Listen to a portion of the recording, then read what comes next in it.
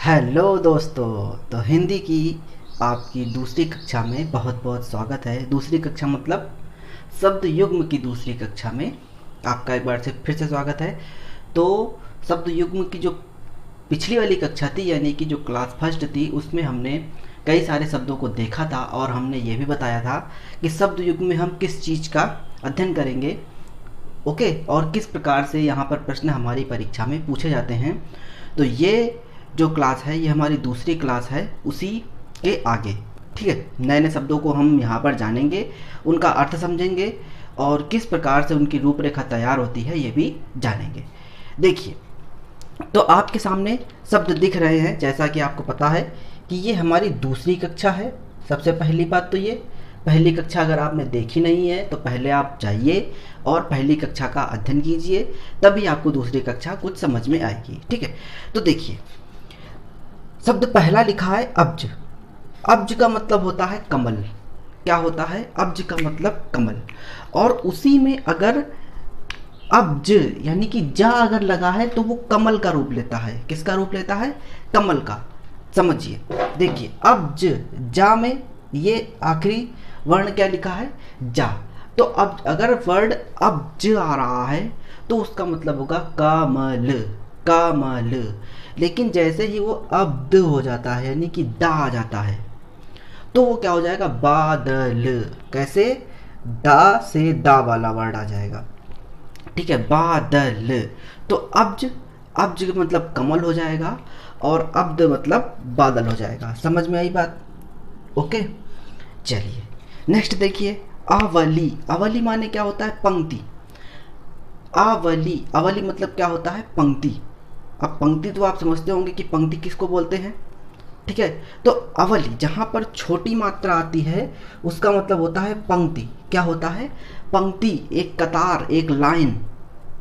Okay, लेकिन जहाँ पर अवली छोटी मात्रा तो आती है, नीचे वाला देखिए ये वाला शब्द, नेक्स्ट वर्ड अवली, लेकिन इसमें जो आ है वो बड़ा आया है, आवली। क्या हो गया है? आवली। तो आवली मतलब क्या हो जाएगा? कलुष पूर्ण, कलुष पूर्ण। ठीक है, वर्ड को ध्यान रखिए, अवली पंक्ति, आवली कलुष पूर्ण। ठीक है, समझ में आ गई बात? इसके बाद वर्ड क्या है? अवधूत। अवधूत मतलब क्या हो रहा है? अवधूत, अवधूत, अवधूत मतलब क्या हो जाएगा यहाँ से? सन्यासी। देखिए जितने भी यहाँ पर शब्द हैं बहुत ही बढ़िया शब्द हैं। इन शब्दों को मैं उठा करके लाया हूँ आपके लिए स्पेशल, क्योंकि सभी इंपॉर्टेंट शब्द हैं, कहीं ना कहीं ये पूछे जरूर गए हैं और भविष्य में भी ऐसे ही शब्द पूछे जाएंगे। ठीक है, क्योंकि कंपटीशन बहुत हाई है, नेक टू नेक कंपटीशन है। अगर आप इसमें हर चीज़ का अच्छे से अध्ययन नहीं करेंगे तो आपके लिए मुश्किल पैदा हो जाएगी। तो अवधूत, अवधूत मतलब क्या हो गया? सन्यासी। इसके बाद वर्ड है अधूत। अधूत मतलब क्या हो गया? निडर, जिसको किसी प्रकार से डर ही ना हो। ठीक है, तो ध्यान रखिएगा शब्द अवधूत मीन्स सन्यासी और अधूत मीन्स हो गया निडर। ओके, नेक्स्ट वर्ड आ रहा है अधृत। अधृत मतलब क्या होता है? धारण ना किया हुआ, धारण ना किया हुआ, अधृत धारण ना किया हुआ। ठीक है, देखो धृत मीन्स होता है धारण, धृत मीन्स क्या होता है? धारण। लेकिन जैसे ही उसके आगे अ लग गया, देखिए छोटा आ है अ, धारण ना किया हुआ, लेकिन आधृत हो जाए, आधृत। अब आधृत क्या है? जो आधारित हो, किसी पर आधारित हो। ठीक है, तो वो क्या होता है? आधृत। तो दोनों वर्ड ध्यान रखिएगा, अधृत धारण ना किया हुआ और आधृत क्या है? जो आधारित हो। ठीक है, नेक्स्ट वर्ड क्या है? अध्रुव। अध्रुव माने क्या होता है? अस्थिर। ठीक है, अस्थिर। अध्रुव मीन्स क्या हो गया? अस्थिर। अध्रुव मीन्स क्या हो गया? अस्थिर। जो स्थिर ना हो, जो स्थिर ना हो उसको क्या बोला जाएगा? अस्थिर। लेकिन जैसे ही ये अधुष्य हो जाता है, क्या हो जाता है? अधुष्य। वर्ड देखिए अधुष्य। जैसे ही ये अधुष्य हो गया तो एक प्रकार से गले का रोग होता है। ठीक है, गले में एक रोग होता है जिसको हम अधुष बोलते हैं। ठीक है, समझ में आ गई बात? जिसको हम घेगा रोग बोलते हैं वो बस बोला जाता है हिंदी में शुद्ध अधुष। ठीक है, गले का एक रोग होता है। आ गई बात समझ में? चलिए नेक्स्ट वर्ड क्या है, अध्ययन। अध्ययन को लिखने का तरीका ध्यान रखिएगा, यहाँ पर दो या आते हैं, ठीक है, बहुत सारे लोग गलती कर देते हैं इसकी लेखनी में ही। तो अध्ययन में दो या आते हैं और इसका मतलब क्या होता है, पढ़ाई लिखाई, अध्ययन करना, ठीक है, पढ़ाई लिखाई करना। लेकिन यही अगर बन जाए अध्यशन, अध्यशन, तो क्या हो जाएगा, भोजन। लेकिन कैसा, अधिक भोजन कर लेना, अति भोजन, अध्यसन, ठीक है, अति भोजन, अध्यशन, अध्यशन, अति भोजन। भोजन तो है लेकिन कैसा है, बहुत ज़्यादा, ठूस ठूस के खा लिया, ठीक है सॉरी। इसके बाद इधर देखिए, इधर देखिए, असक्त, यहाँ पर आइए, ठीक, इधर आइए, असक्त। असक्त मीन्स क्या है, शक्तिहीन, जिसके पास शक्ति ना हो। देखिए यहाँ से समझिए, सख्त मतलब क्या हो गया, कठोर। शक्ति मतलब क्या हो गया, जिसके पास शक्ति हो। असक्त मतलब क्या हो गया, जिसके पास शक्ति ना हो, यानी कि शक्तिहीन। तो असक्त मीन्स क्या हो गया, शक्तिहीन। लेकिन इसी में अगर आसक्त हो जाए, आसक्त मतलब क्या होता है, लगा हुआ, किसी से अटैच। तो किसी से अगर अटैच है तो उसके प्रति वो आकर्षित होगा, ठीक है, उससे मोहित होगा। तो इसलिए इसके दो शब्द आ जाते हैं, दो इसके अर्थ आ जाते हैं, लगा हुआ भी होता है और मोहित शब्द भी इसके लिए यूज होता है। तो आसक्त इंपॉर्टेंट वर्ड है, ध्यान रखिएगा। असक्त मीन्स होता है शक्तिहीन, और उसी में अगर आसक्त आ जाए तो हो जाता है लगा हुआ या फिर मोहित। नेक्स्ट वर्ड आता है आकर, ठीक है, आकर। आकर मीन्स होता है क्या, आपकी खान, ठीक है, जिसे किसी भी चीज़ की खान होती है तो उसके लिए हम आकर वर्ड यूज करते हैं। क्या वर्ड यूज करते हैं, आकर। लेकिन आकार हो जाए, ठीक है, तो वो क्या हो जाता है, आकृति। जैसे कि अगर हम यहाँ पर देखें, ठीक है, एक हमने क्या बना दिया, एक आकार बना दिया जिसकी लंबाई और चौड़ाई कैसी है, बराबर है। क्योंकि ये आकृति है इसलिए इसको हम आकार नाम देंगे, ठीक है। तो ये हो गया आपका आकार। आकार मीन्स क्या हो गया, आकृति। आगे शब्द आपके सामने है आर्त। आर्त मीन्स क्या होता है, दुखी। आर्त मीन्स क्या हो गया, दुखी। इसी के नेक्स्ट वर्ड नीचे है आर्द। आर्द मीन्स क्या हो गया, गीला। दोनों शब्द ध्यान रखिएगा। आर्त, आर्त मीन्स होता है दुखी, लेकिन आर्द, आर्द मीन्स क्या होता है, गीला, ठीक है।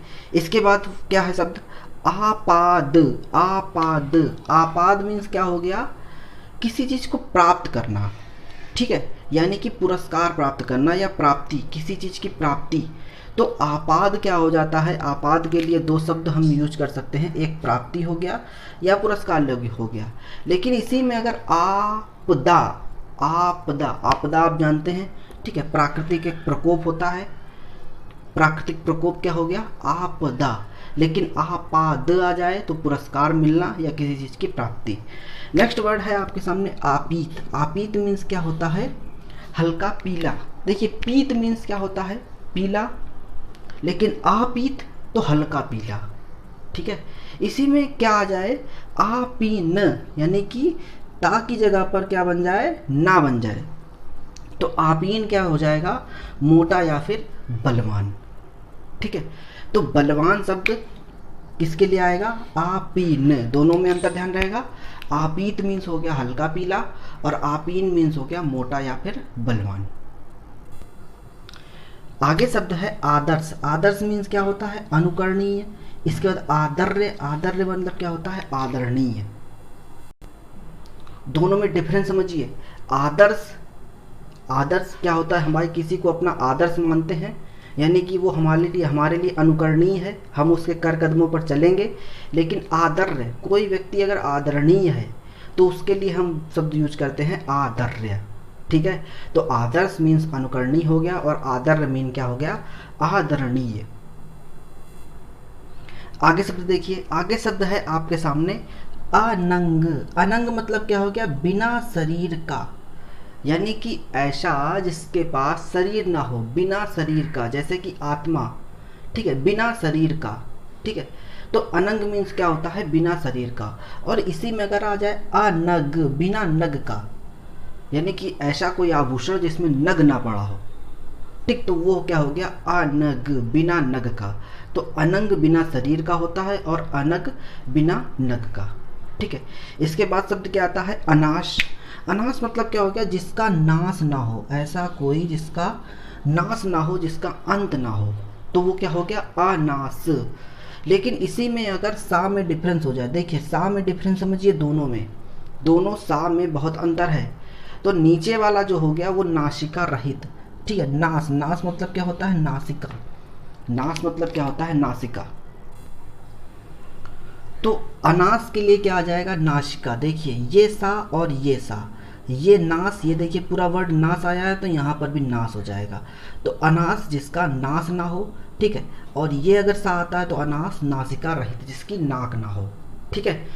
समझ में आ गई बात। चलिए इसके बाद क्या है, नेक्स्ट वर्ड है अनिरुक्त। अनिरुक्त मतलब क्या होता है जिसकी व्याख्या ना हुई हो, यानी कि ऐसा कोई जिसकी व्याख्या ना हुई हो, ऐसा कोई शब्द, ऐसा कोई व्यंग, ऐसा कोई पद, ठीक है, जिसकी व्याख्या ना की गई हो, या ऐसा कुछ भी जिसकी व्याख्या ना हुई हो, उसको हम अनिरुक्त कहते हैं।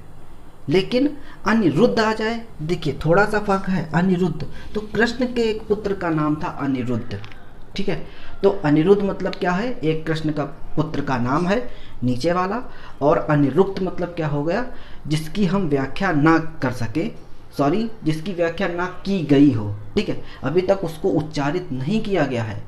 तो अनिरुक्त क्या होता है जिसकी व्याख्या ना हुई हो, और अनिरुद्ध कृष्ण के एक पुत्र का नाम है।